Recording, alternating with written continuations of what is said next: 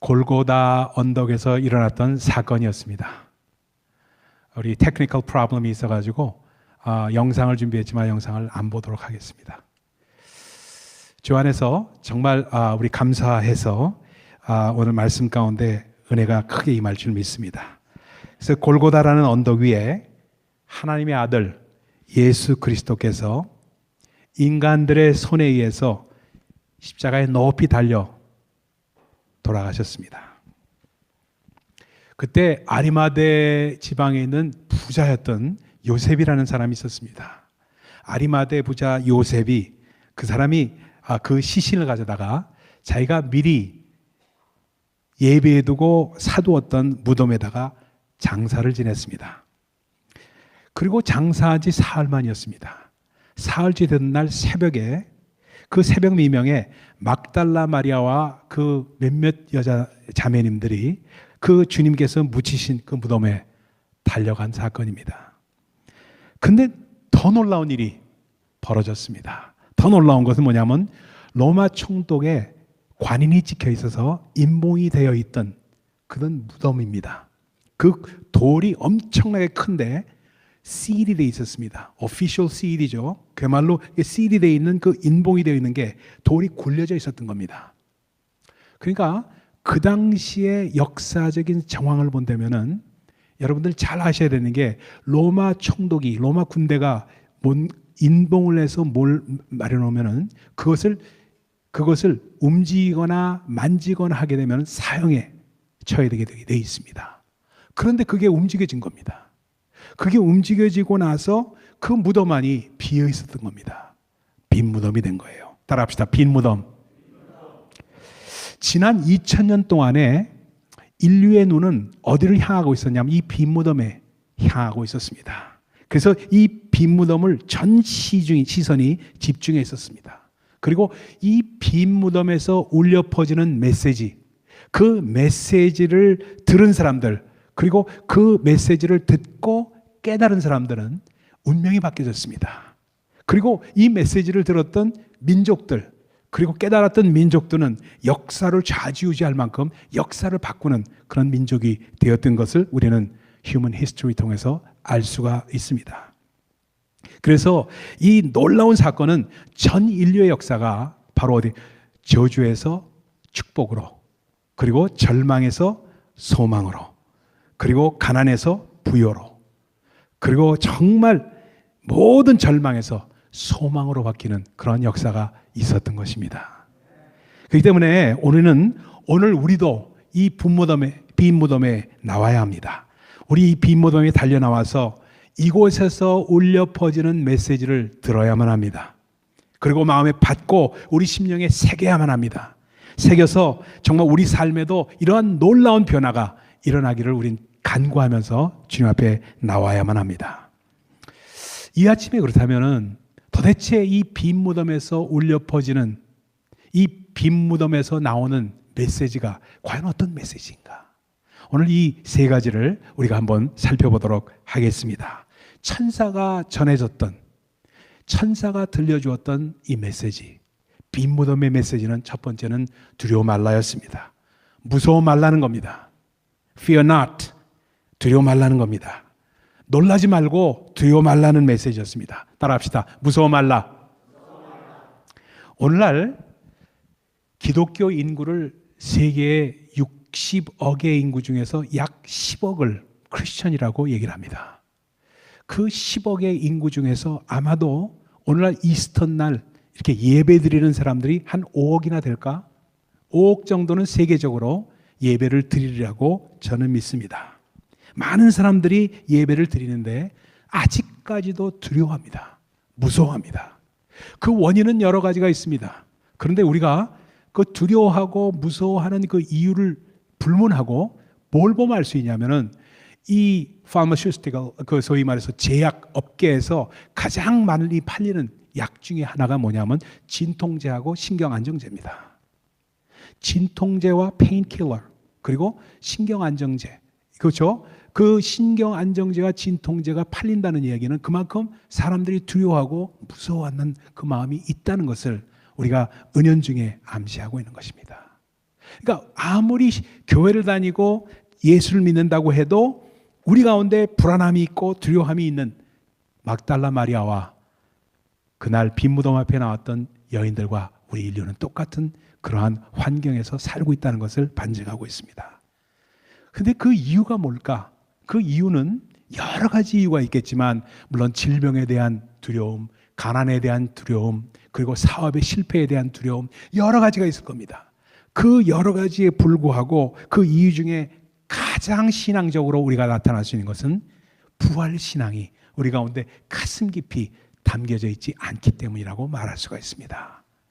여러분, 정말 우리가 우리의 죄가, 우리 자신의 죄가 완전히 용서받았고 우리가 정말 두려움 가운데 살지 않아도 된다는 그 마음이 확신 가운데 있으면 우리 자신을 자책할 필요도 없고, 그리고 불안해할 필요도 없고, 그리고 우리 자신을 정말 죄책감 가운데 시달릴 필요도 없습니다. 근데 그렇게 되지 않는 것이 바로 우리 주 안에서의 하나의 말씀이 우리 가운데 깊이 있게 들어오지 못해서라는 사실을 꼭 기억을 하십시다. 로마서 8장에 보면 사도 바울이 이렇게 말합니다.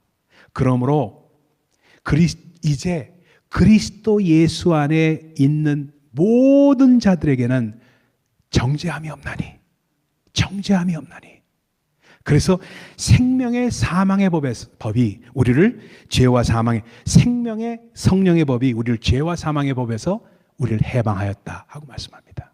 자, 여기서 아주 노티스해야 될 말이 있어요. 여러분, 자 보세요. 아주 중요한 말씀 놓치지 말아야 되는 거예요. 뭐냐면 그러므로 이제 그리스도 예수 안에 있는 자들입니다. 복음서에서는 예수 그리스도라고 표현했지 한 번도 그리스도 예수라고 표현하지 않았습니다. 로마서에서 처음으로 그리스도 예수 안에 있는 자라고 표현했습니다. 차이가 있어요. 이게 무슨 뜻이냐 이거예요. 왜 예수 그리스도라고 얘기하지 않고 그리스도 예수 안에 있는 자라고 얘기했을까? 사도 바울이. 그 차이점이 뭔지 아십니까? 부활하신 예수 그리스도를 말합니다. 그리스도 예수, 이 어순이 바뀌면은, 이름의 어순이 바뀌면은 부활하신 예수를 말씀한다는 사실을 꼭 기억하시기 바랍니다. 그렇기 때문에 예수 그리스도께서 부활하셨기 때문에 그 안에 있는 자들에게는 결코 정죄함이 없다 하고 말씀을 하고 있습니다. 그러면 이 말씀이 우리에게 무엇을 의미하는가? 실생활에 어떻게 의미하는가? 이런 말입니다. 영어로 표현하면 더 쉬워요. You don't have to be somebody. You don't have to be someone like first century Christians. 그러니까 우리가 초대교회 바울 사도처럼, 그리고 아니면 베드로 사도처럼, 요한 사도처럼 그런 사람이 될 필요가 없다는 겁니다. 여러분이 이강 목사 같은 사람이 될 필요가 없다는 거예요. 여러분, it's you. It's you. 여러분 그 있는 모습 그대로 여러분을 accept 하시기 위해서, 그리고 여러분을 받아들이기 위해서, 그리고 용서하시고 하나님의 가족으로 삼으시고 자녀로 삼으시고, 그리고 굳건하게 믿음 가운데 세우시기 위해서 주님이 변하신 거예요. 주님이 십자가에 돌아가시고 부활하셨기 때문에 이제는 우리를 모든 죄에서 살 수가 있는, 용서하실 수 있는 기틀이 마련되었다는 것을 말씀하고 있습니다. 그렇기 때문에 그리스도 예수 안에서 있는 모든 자들의 정죄함이 없다고 표현한 이유가 거기 있습니다. You don't have to be somebody to be accepted. No matter what you have done, no matter who you are, 여러분이 어떤 분이시든, 그리고 어떤 죄악을 범하고 어떤 범죄자이든 상관없이 하나님께서는 여러분을 받으신다는 겁니다.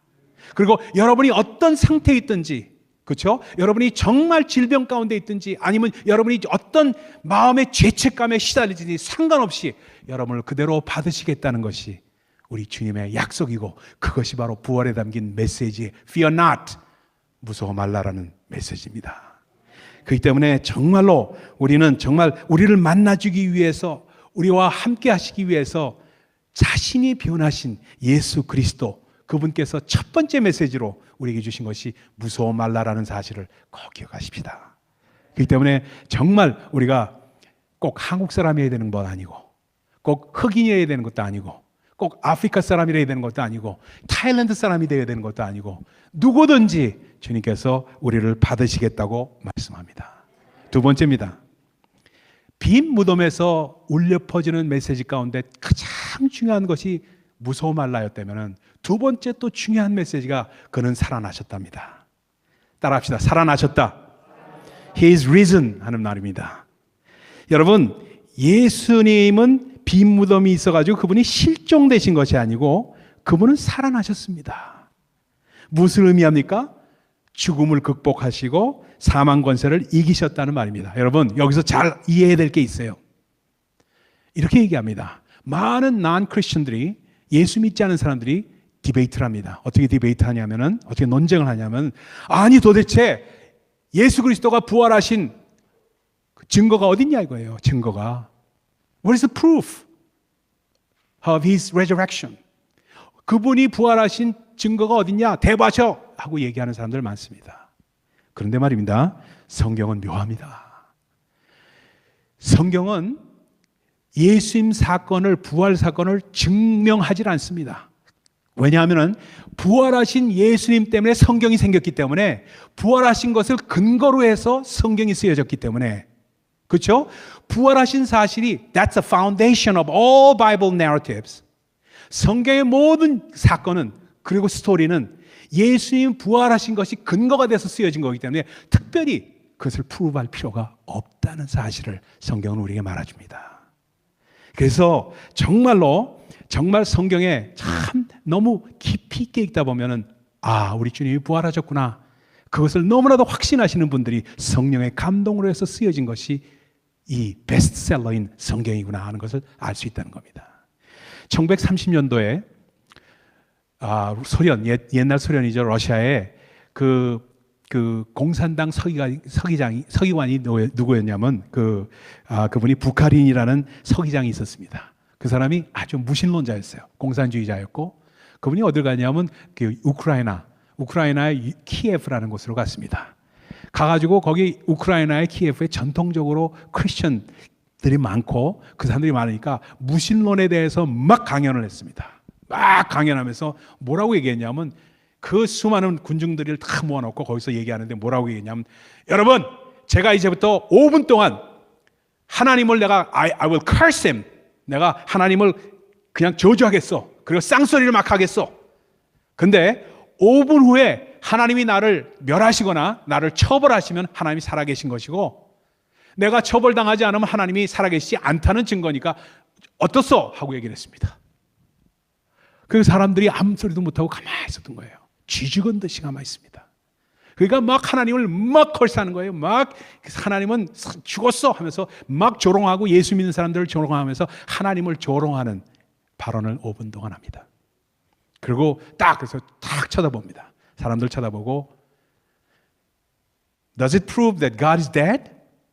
하나님이 죽으신 건 이제 증명됐죠? 하고 얘기를 합니다. 그러니까 그 얘기를 딱 듣고 아무 소리도 안 하고 있는 군중들을 딱 쳐다보면서 마지막으로 말합니다. Is there any question? 질문 있습니까? 하고 묻습니다. 아무 사람, 그 숨소리조차 내지 않고 있는 회중 가운데 저 뒤에 한 사람이 손을 듭니다. 그가 손을 들고 있는 사람에게 딱 지적하니까 말합니다. 제가 앞에 단상에 나와서 한마디 해도 좋겠습니까? 오케이, come 하고 나오라고 합니다. 이 사람이 군인이었어요. 이 사람이 앞으로 딱 나오더니 슬라바보그 한 거예요. 슬라바보그는 러시아 말로 뭐라고 그러냐면 glory to God, 하나님께 영광이라는 뜻입니다. 슬라바보그 하고 손을 든 거예요. 그 다음에 예수께서 부활하셨습니다. Christ is risen 하고 얘기를 합니다. 그러니까 조용하고 잠잠하고 있던 그 사람들이, 가만히 있던 사람들이 전부 일어나서 Indeed he is risen, 정말로 그분은 부활하셨습니다 하고 소리를 지르는 거예요. 그러니까 1시간 동안에 무신론을 이야기하고 있던 부카린의 그 연설이 무색하게 그 사람들의 마음 가운데에는 예수님께서 부활하셨다는 것을 그 마음 가운데 믿고 있었다는 스토리입니다. 여러분, 그런데요, 살아나셨다는 말은 무슨 뜻이냐면요, 지금 살아 계신다는 뜻입니다. 아멘? 믿으세요? 살아 계신다는 뜻이에요. 그래서 성경이 아까 말씀드렸지만 베스트셀러가 된 것, 그것도 주님이 살아 계시기 때문에 베스트셀러가 된 것입니다. 지금도 역사하시고 우리 심령을 정말로 그 역사하시고 하나님께서 인도하시는 그 놀라우신 하나의 그 leading of the Holy Spirit, 성령의 인도하심이 우리 가운데 있습니다. 근데 말입니다, 우리 마음 가운데는 의심을 버릴 수가 없는 그러한 마음이 될 때가 많아요. 제자들도 그랬고 여인들도 그랬습니다. 근데 그 모습을 어디서 보느냐 하면 이렇습니다. 언제 그러면 그 사람들이 예수 그리스도께서 부활하셨다는 걸 확증하면서 그 마음 가운데 조금의 의심도 없었느냐? 오순절 이 날에 성령을 받은 다음입니다. 아멘. 그렇기 때문에 오순절 날에 우리가 성령을 받고 우리 가운데 성령이 임하게 되면은 예수님의 부활에 대해서 절대로 의심하지 않고 주님께 우리의 마음을 드릴 수 있는 신앙이 된다는 사실을 우리에게 반증적으로 보여주고 있습니다. 아주 요한복음 20장에 보면은 오늘 똑같은 사건을 요한은 다른 모습으로 보여줍니다. 아주 재미있는 모습이 나와요. 뭐냐면 천사하고 막달라 마리아가 대화하는 장면으로 요한복음 20장에는 나옵니다. 왜 이렇게 울고 있느냐 하고 천사가 묻습니다. 그러니까 내 주를 어디다 두었는지, 내 주의 시신을 어디다 두었는지 내가 몰라서 울고 있습니다. 어디다 두셨습니까? 하고 동산직인 줄 알고 그렇게 말합니다. 그런데 그 무덤 옆에 뒤쪽으로, 그러니까 이 막달라 마리아 뒤쪽에 누가 서 있냐면 예수님이 서 있었어요. 서 있는 사람을 누구로 알았냐면 동산지기로 알았지 예수님으로 알지 못했습니다. 그 모습을 지켜보고 있던 그 예수님이 말합니다. 마리아 하고 부릅니다. 마리아 하고 불러요. 그 모습을, 부활하신 모습은 알아보지 못했지만 그 음성은, 그 목소리는 너무나도 귀에 생생한 거예요. 그러니까 딱 돌아서면서 라보니 하는 장면입니다. 라보니 라는 말은 레바이 선생님 하는 말의 애칭입니다. 라보니 하면서 돌아봅니다. 그러면서 내 몸에 손을 대지 말라 하는 장면들이 나옵니다. 그리고 이제 그 다음 대화가 이루어지는 장면을 요한복음 20장에는 나타내고 있습니다. 이건 뭘 우리에게 말씀하시는가? 여러분 놀라지 마세요. 오늘 우리가 부활절 예배를 이렇게 드리고 있고 제가 여러분 앞에서 이렇게 설교하고 있지만 주님이 이곳에 어디인지 모르지만 서 계세요. 우리가 빈 무덤 앞에 나왔기 때문에 빈 무덤 앞에서 우리가 주님이 어디 계신가 하고 바라보고 있는데 우리의 눈에는 안 보이고 우리의 눈에 띄지 않고 알아볼 수 없지만 그분이 계신다는 거예요. 우리 예수님이 우리 가운데 계시면서 제 설교를 듣고 있고 이강 목사 잘하고 있나 보고 있고 저놈이 올바른 말씀을 전하고 있는가를 듣고 있다는 거예요. 들으시는 그분 앞에서 저는 두려움과 떨림으로 이 말씀을 증거하지 않을래야 않을 수가 없는 이유가 거기에 있는 거예요. 여러분 참 우리는 말입니다. 그렇기 때문에 이 모습을 알게 되면은 우리 주님 앞에서 우리가 정말로 옛날에는 예수님을 알지 못할 때는 내가 큰 자처럼 살아왔어요. 나를 알아주지 않으면은 내가 못 견디고 날 알아줘야지 교회도 다니고 이랬는데 이걸 알고 나면은 내 자신이 너무나도 작은 자라는 사실이 깨달아집니다. 그걸 제일 처음 했던 사람이 사도 바울이었어요. 사울이라는 이름이 뭐였어요? 큰 자라는 뜻 아니었어요? 근데 예수 그리스도를, 부활하신 예수 그리스도를 다마색 도상에서 그분을 환상 가운데 보고 나서 뭐라고 그 이름을 바꿔요? 바울이라고 짓잖아요.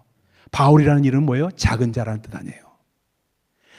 그전에는 교회를 다녔어도 내가 큰 사람이기 때문에 나를 알아주지 않으면 이 교회는 사람을 알아주지 않는다고 고가화했던 사람이 부활하신 예수 그리스도 그분, 눈에는 보이지 않는 그분이 나를 지금도 듣고 계시다는 그 사실을 깨닫고 나서 내가 작은 자라는 사실을 알게 되면은 정말 사울이었던 그가 바울로 바뀔 수 없듯이 우리는 작은 자라는 사실을 깨닫게 된다는 겁니다.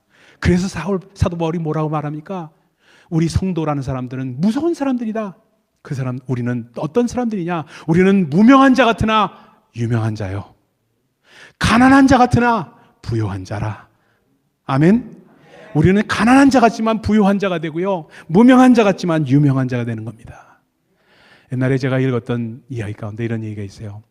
시장에서 말입니다. 한국의 시장에서 장사를 하시는 두 분 할머니가 계셨어요. 한 분의 이름은 점순이었고 또 한 분은 순덕이었습니다.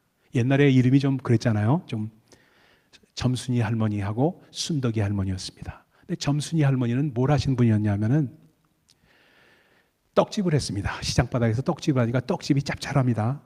여러분 떡집 우습게 보지 마세요. 떡집 하는 사람들이 얼마나 돈이 많은지 몰라요. 떡집을 하면서 베이커리죠. 그래서 돈을 많이 벌었어요. 근데 이 순덕이 할머니는 뭘 하냐면 그 떡집 앞에서 좌판을 펼쳐놓고 이거 뭐 야채도 팔고 이거 말고 하루에 시들어 버리는 것들 이런 것들을 팔고 있는 가난한 할머니였습니다. 이 점순이 할머니와 바로 이 순덕이 할머니가 좌판에 있는데 꼭 누가 오냐면 거지들이 왔어요. 거지들이 와서 꼭 누구한테 가냐면 떡집 가서 얻어먹을 게 있죠. 어디 가서 얻어먹을 게 있습니까? 떡집 가가지고 이 점순이 할머니한테 좀 떡 좀 달라고 배고프다고 막 얘기했습니다. 그러면 그때마다 점순이 할머니가 어떻게 했냐면 막 거기서 이거 뭐라 그러죠? 그릇을 큰 걸 들고 막 때리는 거예요. 이놈의 새끼들 두 팔다리가 멀쩡한 놈들이 어디서 빌어먹고 있냐고 막 야단을 치면서 보냈습니다. 그러면 그 떡 좀 얻어먹으려고 했다가 맨날 야단만 맞고 매맞고 어디로 갔냐 하면은 가면은 그 앞에 있던 순덕이 할머니가 불렀어요. 일로 오라고 이라고. 그래가지고 자기가 샀던 떡을 조금씩 나눠줬습니다. 매일 줬어요. 매일. 어느 날이었습니다. 그렇게 지나던 그들 가운데 이 점순이 할머니가 재산이 많다 보니까 자손도 없고 그러다 보니까 사회에 좋은 일을 해야 되겠다고 3억을 기부를 했습니다. 3억을 가난한 자, 불우한 자, 불우이웃 돕기의 성금으로 신문사에다가 기탁을 했습니다. 그러니까 신문사에서 그냥 난리가 났어요. 3억을 기부한다니까. 그러니까 그냥 신문 기자들이 막 나오고 인터뷰하고 사진 찍고 난리가 났습니다. 사진 찍으니까 어떻게 이렇게 떡집하면서 이렇게 할 수가 있습니까? 그러니까 그동안 모아두었던 것 내가 다 가져갈 것도 아니고 불쌍한 사람들 돕기를 원합니다 하면서 인터뷰를 하는 사진이 참 불우이웃 돕기에 멋있는 할머니 너무 있어 사진이 나왔어요. 그걸 이제 우리 순덕이 할머니는 물끄러미 쳐다보고 있었는데 그날도 여지없이 거지들이 와서 감히 점순이 할머니한테는 다가가지 못하고 순덕이 할머니한테 가서 떡을 얻어먹고 돌아갔습니다. 다음 날이었어요. 그 다음 날 거지들이 양 막 다 몰려왔어요. 그러면서 할머니 하면서 순덕이 할머니한테 다가온 거예요. 그러면서 이 신문 보라고 할머니 났어요. 할머니 신문에 났어요. 그러니까 깜짝 무슨 신문에 내가 나? 말도 안 되는 소리만 하지 말라고 그러니까 신문을 탁 보여주는데 그 점순이 할머니의 인터뷰 사진이 났는데 그 다 앞에서 웃음 짓고 있는 점순이 할머니 사진 구석텅이에 뒷벽의 배경에 순덕이 할머니가 떡을 거지들에게 나눠주고 있는 모습이 찍혔던 거예요. 그걸 보라고 준 거예요.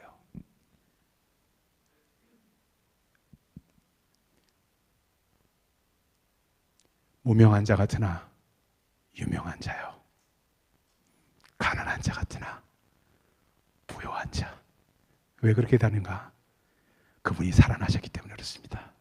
아멘. 정말 예수 믿고 오른손이 하는 일을 왼손이 모르게 하라는 그 마음으로 실천한 사람들은 그런 일이 발생하게 돼 있고 사람들은 그것을 거지들의 입을 통해서 하나하나 퍼져서 시장바닥에 순덕이 할머니가 어떤 할머니라는 사실을 알게 되었다는 이야기입니다. 세 번째 마지막으로 여러분에게 나누고 싶은 이야기가 뭐냐 하면은 가서 전하라는 겁니다. 빈 무덤에서 외치는 메시지 중에서 첫 번째는 뭐라고 그랬죠? 네, 두려워 말라, 무서워 말라. 두 번째는 뭐였죠? 살아나셨다. 세 번째는 뭐였죠? 가서 전하랍니다. 가서 전하라. 그러니까 예수께서 살아나셨지만 그 시신이 있는 동굴 곁에 어기정어기정이 있으면서 그곳에 있지 말라는 겁니다. 빈 무덤에 있지 말라는 거예요. 여러분, 이것은 뭐예요? 우리가 예수를 믿는다고 하면서 교회 생활을 하면서 종교 노름하지 말라는 겁니다. 종교 노름하지 말라는 거예요. 종교 노름하는 그러한 교회들 혹시나도 있다면은 우리는 그런 교회가 돼서는 안 돼요. 종교 노름하면서 교회 다니면서 왔다 갔다 하면서 자기 종교적인 욕구에 만족을 누리는 종교 노름하지 말라는 거예요. 집어치우라는 겁니다. 집어치우고 가라는 겁니다. 빈 무덤에서 떠나라는 거예요. 껍데기 신앙에서 떠나라는 겁니다. 떠나면서 가서 전하라는 겁니다. 더 이상 무덤에 예수님은 있지 않다는 거예요. 우리 삶 가운데 있다는 겁니다. 많은 종교가 빈 무덤을 지키고 있지만 그것은 예수 없는 믿음이라는 겁니다. 그렇기 때문에 이제는 나아가서 정말 종교적인 모습에서 떠나가지고 주님 앞에 영광 돌리는 그러한 진짜 부활하신 신앙을 갖고 나가라는 겁니다. 이 축복이 우리 모두에게 임하기를 오늘 정말 예수 그리스도의 이름으로 축원을 드립니다. 여러분 정말 오늘도 귀를 기울이면은 예수님의 음성에 귀 기울이는 우리의 귀가 되면은 그분의 음성에 우리 귀가 익어집니다. 여러분의 이름을 부르고 계세요. 한 장로, 전 장로, 내일 심장병 치료받는다며, 또 최 권사, 김 권사 이렇게 이름을 부르시면서 어떤 상황이 있더라도 내가 사망의 음침한 골짜기에 다닐지라도 해를 두려워하지 마라. 왜냐? 내가 너와 함께 함이라. 이 말씀을 정말 우리 마음감 깊이 받은 사람은 나가서 그렇게 전하는 겁니다. 그러면서 뭐라고 주님께서 마리아에게 말하냐 하면 가서 전하라고 하시면서 뭐라고 하시냐면 이제 같이 가자. 나와 같이 갈릴리로 가자. 갈릴리는 뭐예요? 그들의 홈타운, 그들의 고향이었고 그들의 세상이었습니다. 그들의 세상으로 가라는 겁니다. 그들의 세상에 가서 이제는 전하라는 겁니다. 전하면서 주 안에서 이 부활의 메시지를 증거하면서 주님 앞에 감사와 영광과 존귀를 돌리는 그러한 사람이 되라고 말씀을 하고 계십니다. 여러분 이제 무서워하지 마십시다. 주님이 함께 하시고 함께 기도하는 우리 가득한 교회 성도들이 함께 계시고 저도 함께 합니다. 여러분을 위해서 기도하면서 같이 있습니다. 여러분이 no matter what you have done, no matter what situation are you in, doesn't really matter. 어떤 상황에 있든지 염려하지 마세요. 주님이 함께 하십니다. 그리고 no matter who you are, He will be with you. 주님이 정말 여러분과 함께 하신다는 것을 믿고 가서 전하십시오. 전하실 때 주님 함께 하시고 같이 가자. 이제 같이 가자. 갈릴리로 가자 하는 그 메시지를 받고 이제 나가시는 우리 모두 되시기를 예수 그리스도로 축원을 드립니다. 기도하겠습니다. 하나님 감사